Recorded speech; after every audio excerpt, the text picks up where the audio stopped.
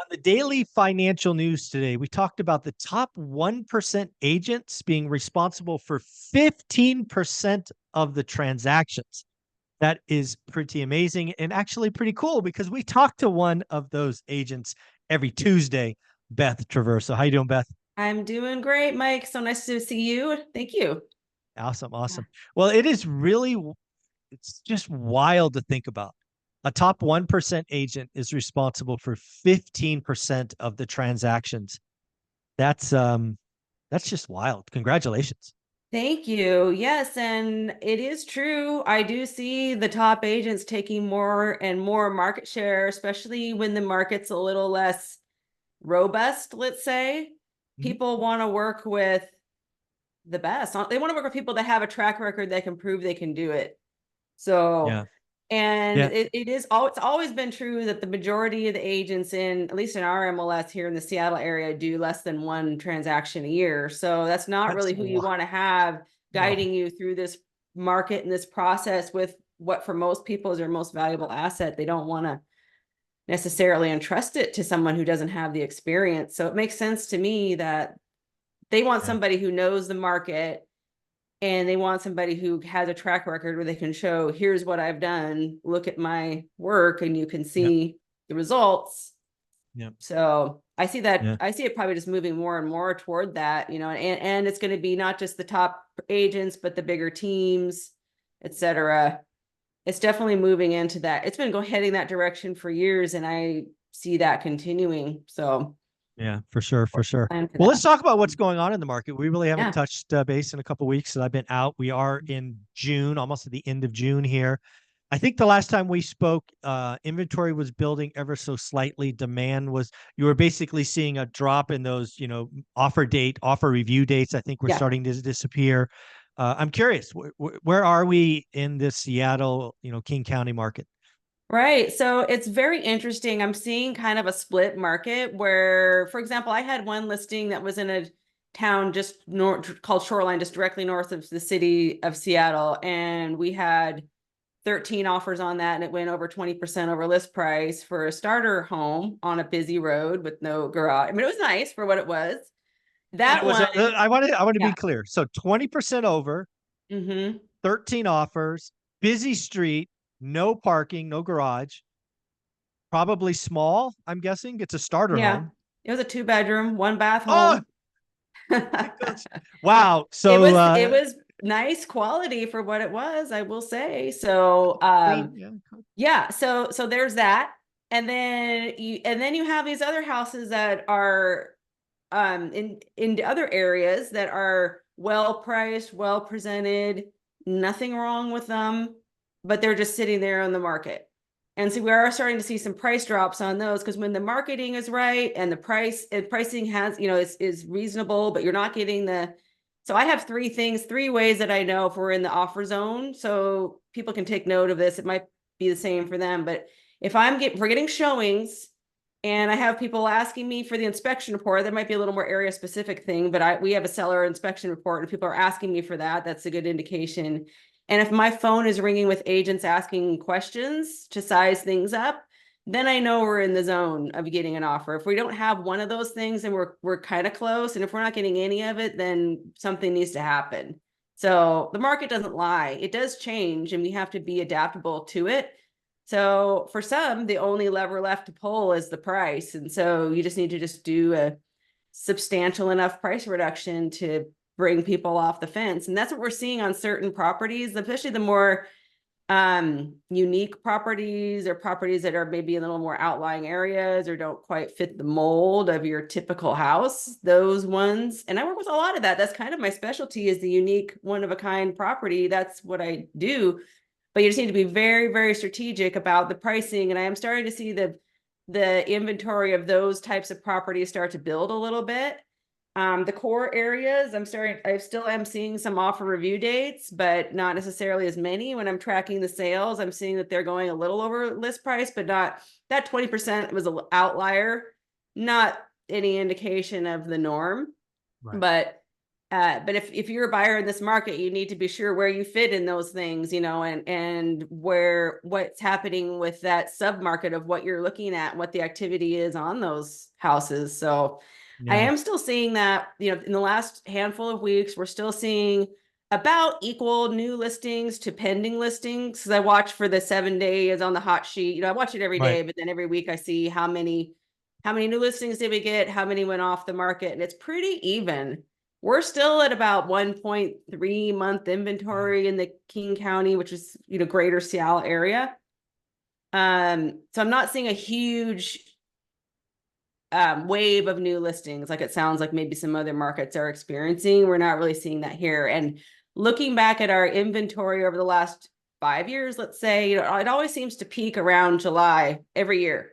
Okay. So there's a normal seasonality of things where in the first quarter of the year, which is our busy time, you see all this activity and prices bumping up and everything's coming off the market, but then it plateaus at a certain point because there's only so high it can go. There's only so much frothiness that can be absorbed into the market. And then once you get to that point where it's, okay, we're done, buyers aren't going to go 10% over the already 10% higher price. Like it has a ceiling, and we hit that around this time of year. Plus the weather here gets nice and kids are out of school and people are on vacation. That is a factor too.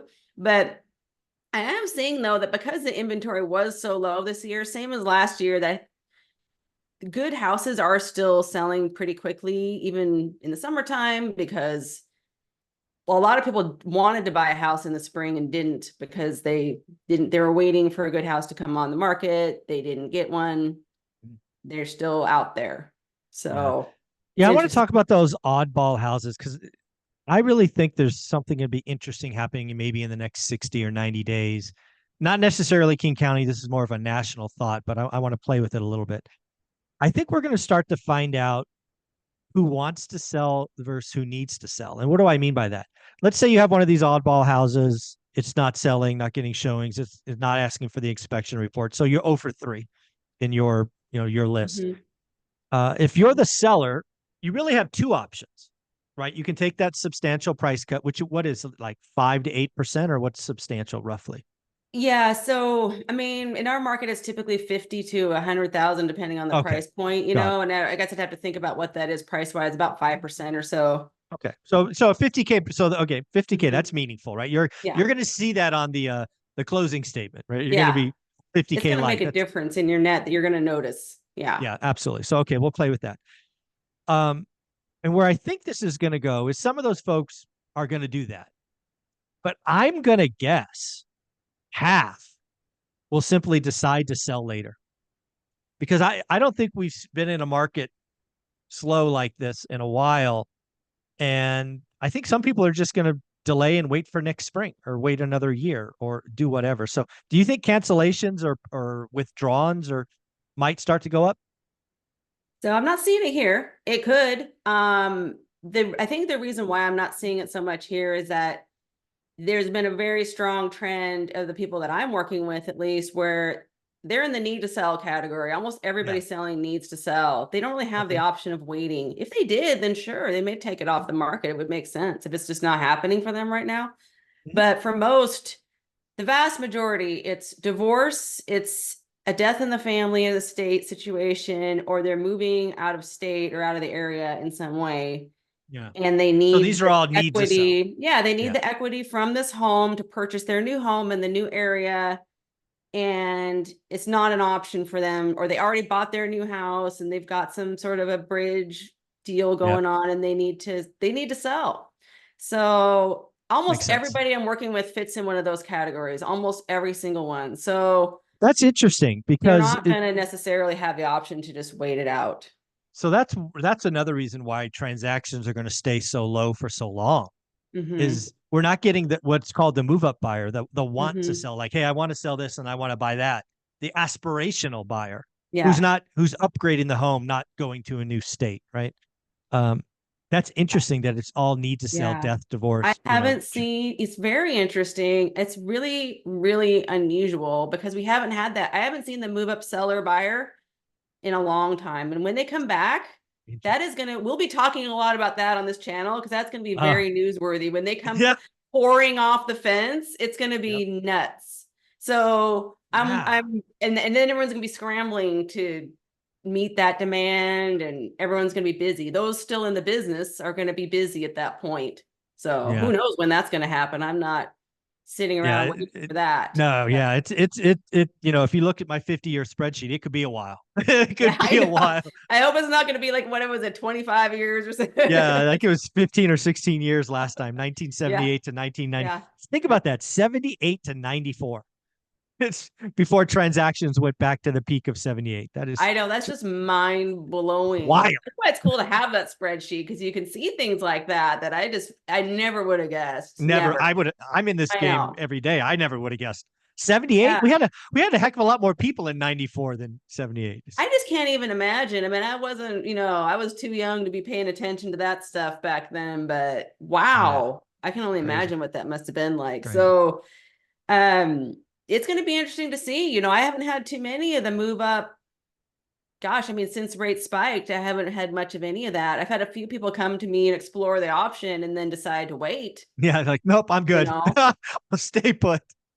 Yeah. And then the buyers, we do have, as far as who's buying right now, it's, some of these are people who already sold their house somewhere else and now they're on the buy side, because there are those, the people coming from another area, they sold, they're buying. And then the first time buyers there's a lot of first time buyers out there still. That's a lot who was competing for that little house. Sure. And they were just, some of them were just, you could just tell there was just desperation setting in, because they've been trying and trying and trying to get their first home. And it was a first time home buyer that bought it. And they couldn't have been more thrilled and ecstatic that their offer was accepted. So, because they weren't, they were losing to cash and people with a huge amount down, and not everybody has that. So, pretty wild. Well, I want to transition a little bit.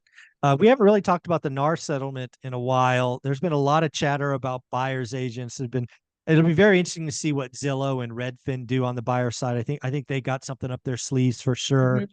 But I think there's a rumor out there that buyers agents are going to disappear. So I thought I would ask you, as a top 1% agent, is it true? Is this all sell side now? Buyers agents are going away? I've got news for people. Buyers agents are not going anywhere. Some may go out of business, that's true, but the role of the buyer's agent is going to continue. So I have not seen any significant change in that. So since all of this NAR settlement came out, and I have to say, our MLS, the Northwest MLS, is not owned by NAR. We're one of the few that is not. So, and ours decided not to opt into that settlement. However, that's because we already implemented virtually all of the terms of that, except for the fact that now there's going to be this thing where people can't say how much they're offering the buyer agent, which it's going to make a weird secret marketplace, which is part of the reason why the MLS opted out of that, because they believe, as I do, that transparency and open negotiation is the way to go, and making things less transparent does not help the consumer in any way and leads to shady dealings. So, so that said, there was a lot of news about this for a while, and for the public, where for a while there, I bring it up when I'm talking to sellers, and for a while there, a lot of them were asking me about it, or I try to ask them before they ask me and see what they know about it. And it varied what they knew or thought they knew. But then I haven't really, when I ask about it lately, they're just kind of like, huh, I don't really know what you mean.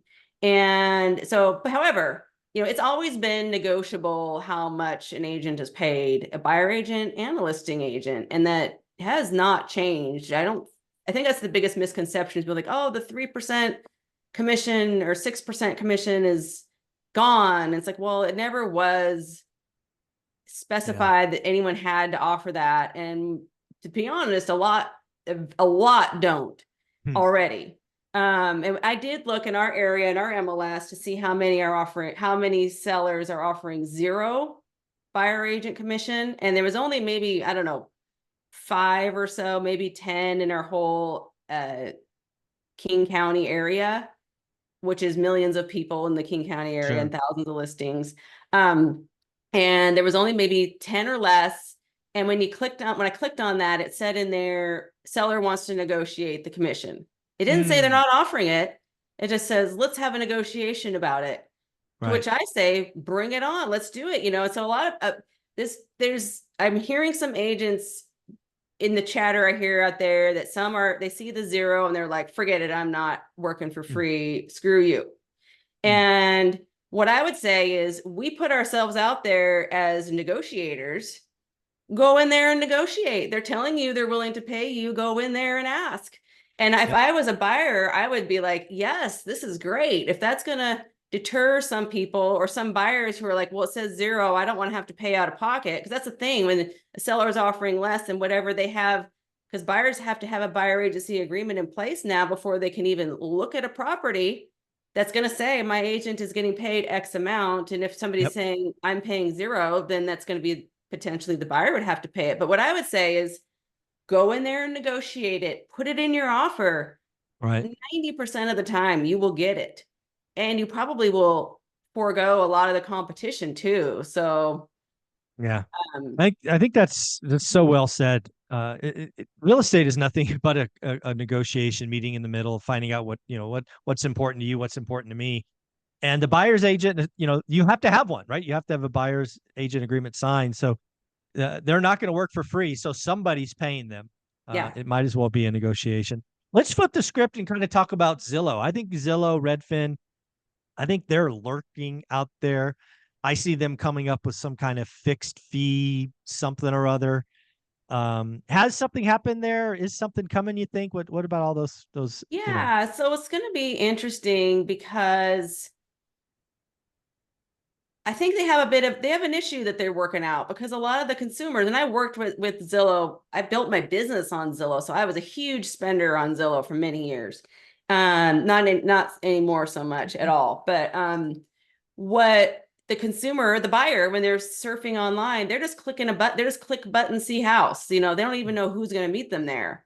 And so now there's this problem where, and this goes for Redfin too, but they like, well, what, you want me to sign a buyer agency agreement just to look at this house? No, I don't even know who you are. A lot of time it might be some new agent. Maybe they don't like them. Maybe this agent's not good. Who knows? They Mm-hmm. don't want to get married to this person before their first blind date, so to speak. Like Yeah. they don't want to do that. And that's going to be an issue. Yeah. And there's been some debate about whether, I don't know, I think it's pretty darn clear, especially in that NAR settlement, that you must have that sign before you go through the door. And Yep. you can do it. This is what they're going to do. They're going to have agreements that are going to be like, this is just for this one house, or this is just for today, just to get you in the door, those kind of things. But I think a lot of people don't necessarily even want to do that. People would sometimes waste. I mean, there's a lot of time wasting happens with Zillow where somebody might even be like, I already have an agent, but they're just out of town this weekend. And I just Mm, clicked this button because they said I could see it at 11:30. So I just want to go out there and see it. right. They're even starting something now where buyers can I'll get into all this. There's other ways that they're getting into, just they're trying to ease a transition for people to just click the button and just have access into the house and then Mm, hopefully buy it or buy another house. But the buyer agency agreement is complicating that. And they did have something, they came up with some 1 week deal or whatever, but where you can buy a house with no obligation or something. But I mean, it didn't meet the criteria of what our MLS requires. Like there has to be a specific compensation in there. right. It has to be like legally spelling everything out in a way that meets our legal requirements. And what they had didn't seem like it met that at all. So I think it's a start. They're gonna have to find ways to make it easy for people to sign it because otherwise people aren't going to sign it. I'm seeing more people, more buyers than ever going through open houses than we ever had before. So if you're selling a house, you better be having open houses. I say, I mean, every weekend if you can, because people that don't want to sign that illegal agreement to get into a house, those Zillow and Redfin buyers and people like them they just want to see the house and see if they like it. They don't want to have to sign some legal Yep. agreement. So they will come through an open house because it's exempt from that. That's really the only thing left where people can just walk through a house and see it without having to Yeah. sign any legal agreement. So be It's aware really of that. wild. Yeah, it's really wild you brought that up. I did not put that together. They're throwing sand in the gears. They're making the transaction harder, right? Part of Mhm. selling a home is getting a lot of eyeballs on it. And Ah, they've really made that sticky and harder.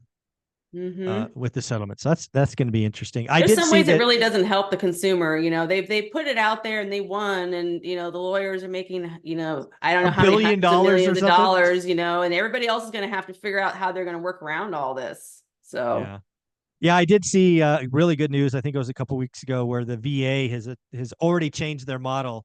yeah, So now it, because the NAR settlement didn't work for VA buyers. yeah. Thankfully the VA changed it, and now I was they're so okay. surprised how quickly they changed Yeah, that. me too. I'm like, that's this. I thought that would take a year. So Me too. really happy that was fast. Shout out to the VA for Yeah, doing right by our veterans. That was really that was cool. impressive. Yep, yep. Yeah. But So again, I don't think vets or anyone are really going to have to pay their agents that much. Negotiate it into the deal if it's not being offered. yep, The vast exactly. majority of the time, the sellers will pay it, especially if the market's slowing down. Sellers don't want to disincentivize buyers coming to their home. In Yeah. fact, I had a seller that I talked to recently that said, I want to know that I can still offer to pay a buyer's agent because I want to have all the buyer's agents want to help us sell our house. And I'm Yep. like, yes, absolutely, you can. That hasn't changed. So some people out there thinking they can't help buyers Mhm. Oh buy their wow. house now, and they want them to. That they play a vital role. Some might have not had a good experience and think they don't do anything, but there's a lot. Buyer's agents do a lot more than people think, and a lot of it's unpaid already. And Yeah. a No, lot, I mean, opening think the about all. door, yeah, it's Yeah. right in the contract. That's the smallest part of it. Yeah. No, absolutely agree. I think real estate is going to be really interesting as we get to the end of the year. I think the NAR settlement goes into effect July 1st. I think might be July 31st, really soon. So it'll be fun to watch this. Beth, if somebody wanted to reach out to you, buy or sell in King County, or better yet, get a referral to another other amazing agent, how would they reach out? Yeah, the easiest way is through my website, bethtraversogroup.com. And I love connecting with the one rental at a time community out there. So thank you. Awesome. Thank you so much. Thank you.